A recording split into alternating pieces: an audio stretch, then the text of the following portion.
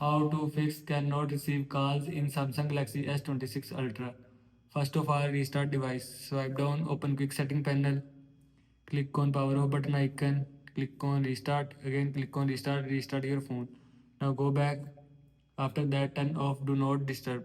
Open settings. Search do not disturb. Now click on do not disturb. Now here you will see do not disturb, and if you want to turn off do not disturb, then turn off this button. After turning off this button, turn off do not disturb from your phone. Now go back. After that, reinsert SIM card.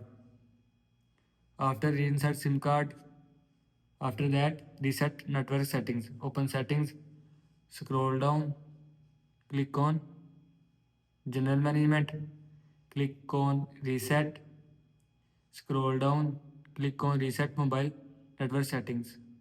Now click on reset settings. After click on reset settings, mobile network setting will be reset from your phone. This is how you can fix cannot receive calls in Samsung Galaxy S26 Ultra. I hope you like this video and thanks for watching this video.